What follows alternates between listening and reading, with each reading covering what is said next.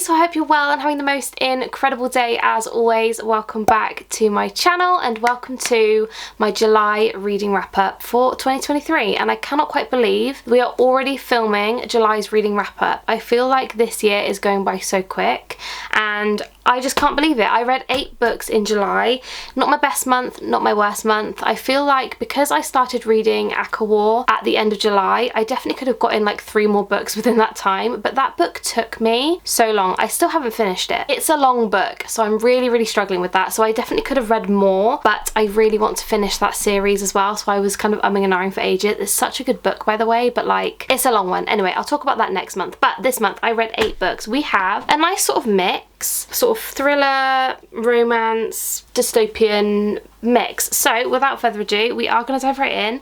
I hope you guys enjoy. As always, if you haven't subscribed to my channel, please make sure you do. I film a lot of Lush content, book content, everything in between. I would really appreciate it if you would join my corner of the internet and help us reach 11,000 subscribers. So anyway, without further ado, we are going to dive right in. I hope you guys enjoy and carry on watching. So the first book I read in July actually completed a series for me, and I'm not going to lie to you, this series had such a chokehold on me. It was a 5-star series. I absolutely loved every single book so much, and I would have to say I think the 4th book was my favourite, but I loved them all. They were all 5 stars, so I don't know whether it technically counts as a favourite. But the first book I read in July was Redeemed by Lauren Asher. This is part of the Dirty Air series. There are 4 books in this series, and without spoiling anything, essentially what this series is about, it's about Formula 1 drivers and then a love interest, and there's different tropes throughout the series, like brother's best friend, or brother's enemy I should say,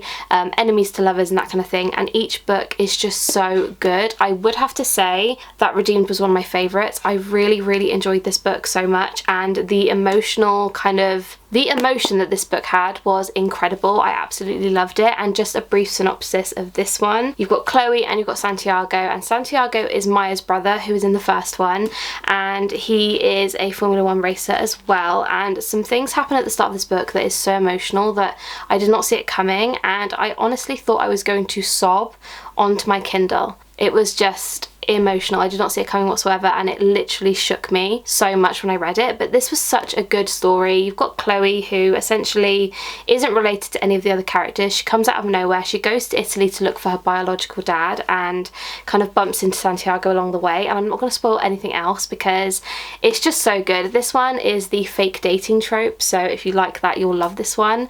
Yeah, this was absolutely incredible. I am going to see what I wrote on my notes as well, because as always I write a few notes just as I finish the book and then I come back to them at the end of the month. So I put on this one, I literally just put loads of crying emojis and put my heart, and then I put Santi and Chloe, crying emoji, crying emoji, crying emoji. This book, my god, my heart, best book of the series, 5 star. So this was a 5-star read for me.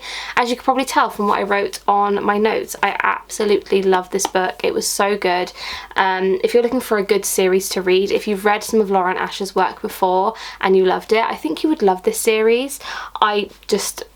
I would definitely read these again. They were absolutely incredible, and I just can't, like I just cannot. And I also read all of these on my Kindle, but I didn't realise these have photos in, which is really cool. So yeah, Redeemed, Lauren Asher, first book, 5-star, amazing. So the next book I picked up in July was The Flat Share. I have had this on my TBR for absolutely ages. I think I've had it on there for maybe 8 or 9 months. It's been a long time.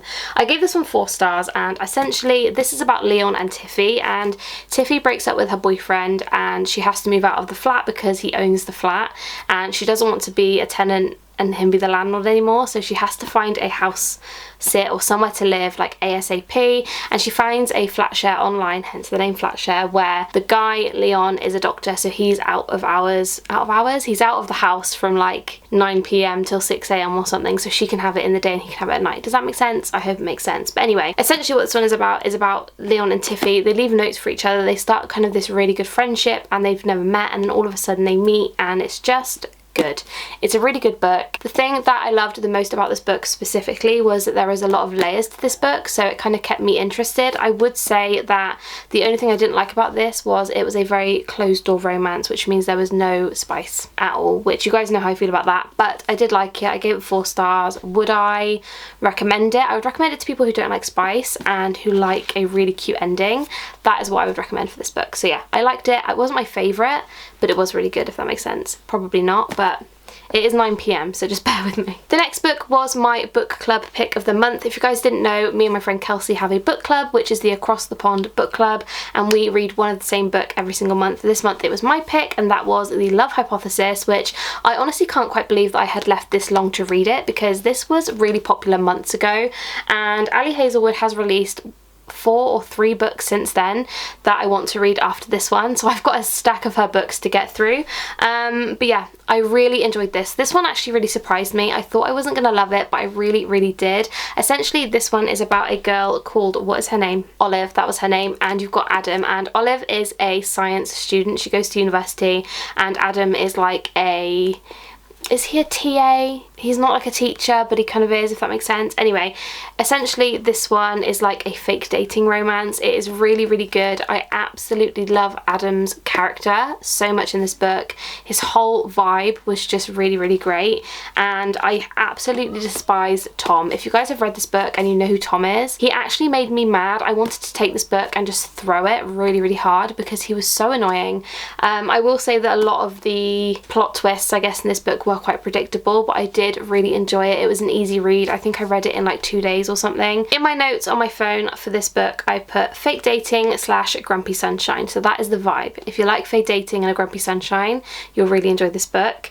Obsessed with Adam Carson in this book. I absolutely loved the growth of the relationship. I also really enjoyed the plot of this book, and I felt that even though there were a few spicy scenes, the plot wasn't lost. I gave it 5 stars. I really enjoyed this book, and I'm just really glad that I put this on our book club list because I really enjoyed it. I would love to know down below if you read this book. Did you read it last month? I would love to know. And yeah, and I know you can get this from the works at a really affordable price as well, so I highly recommend it. A 5-star read. Was really good. The next book I read in July was Terms and Conditions, again by Lauren Asher. I had a very good Lauren Asher month this month. I really enjoy her books so much, and Terms and Conditions is book 2 in the Dreamland Billionaire series. As I have said many a time, I am slowly getting through every single series I've started, because I started I think about 4 or 5, and I want to finish them all so I can read some more series, because I just feel like I'm going to forget kind of what's going on in each kind of world I'm in, if that makes sense. So I picked this one up. It was really good. It took me a little while to get into, I'm not gonna lie, like to finish it. It is a 470 odd page book, so it is quite large. The third one is massive, it's over 600 pages, but I absolutely love this. This is Declan and Iris. This one is a fake marriage vibe. I've read a lot of fake dating this month, which I'm not even mad about it, but I loved this one so much. So you've got Declan, he is grumpy, you've got Iris, she is sunshine, and essentially it's kind of a fake marriage situation. You kind of know what's gonna happen, I'm not gonna lie, but it's just so good. I absolutely love this series. If you love Disneyland and like a slight spicy romance, you will really enjoy this series. I absolutely love it. It was a 5-star read, and I'm just going to check my notes again to see what I put. The first thing I put for this book was absolutely wonderful, obsessed with Declan, love the grumpy sunshine vibe, loved the ending, just overall another fab read by Lauren. So 5-star read for me. I absolutely loved it. If you guys haven't read any of Lauren Asher's books, I highly recommend it. This one was really good. The next book was one which I bought completely on a whim, and I actually saw this one on Instagram and I fell in love with the cover, so I bought it, which kind of explains a lot of my personality. But this is Love, It's Complicated by Janine Collette. Now this book I don't know how I feel about it. I think this was on Kindle Unlimited actually. I think that's where I read it, so if you guys want to give it a read, I highly recommend getting it on Kindle Unlimited.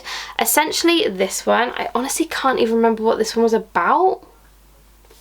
In my notes I put 3 stars. Okay, so the spice was fab, but I feel like the plot of this story was a little bit blah. Nothing gripping me at all. Now I can't even remember what happened. Oh, she went to prison. Is that what happened? Like, I don't even remember what happened in this book. Oh, no, hang on. I do remember. It's a single mum trope.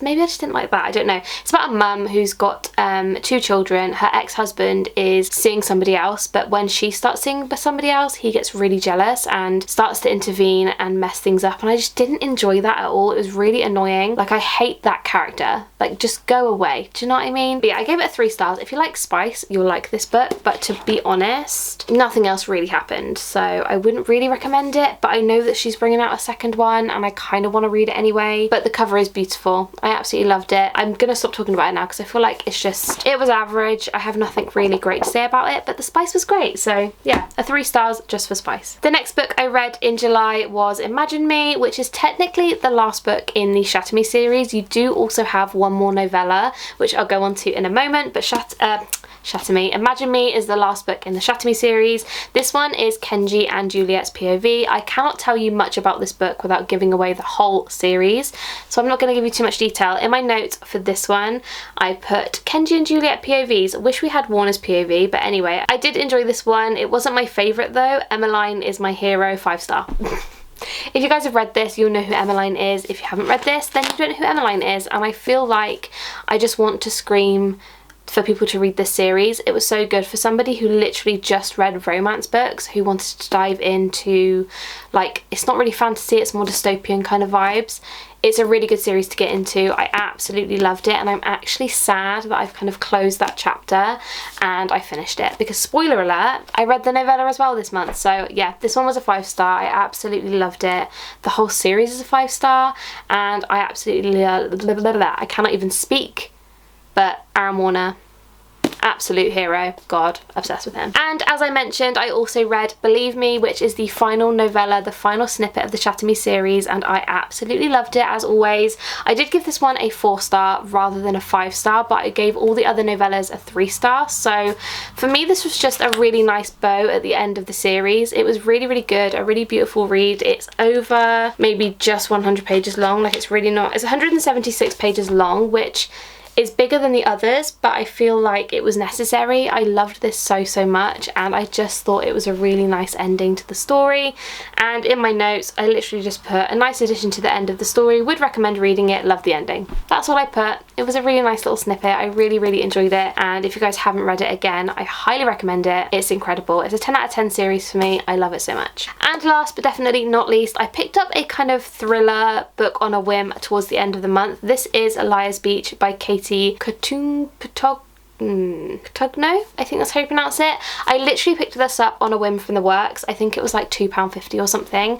I had no idea what it was about. I went into it blind, and essentially you're reading this from Lyndon's point of view, which is a guy who I actually haven't read a lot of just guy POV books before, so that was really interesting. And essentially what it's about him who goes to his friend's house for the summer holidays, and then all of a sudden there's a body in the swimming pool. That's not a spoiler, it is on the back, and no one knows who's done it, and him and his friend kind of take it into their own hands to kind of figure out what's been going on. If you like One of Us Is Lying, this is kind of that sort of vibe. It's like a YA mystery kind of situation. Like, there's no spice in it. It is simply a light murder mystery kind of vibe, but it was really good. In my notes for this one, I put, if you loved One of Us Is Lying, you will probably enjoy this. It's a YA closed door mystery, but the ending, like cliffhanger or what. And I gave this one a 3 star. I actually really did enjoy this book. I thought it was a very easy read. It was only 250 pages long, so if you like a mystery that's not too long into finding out what's been going on, this is really good.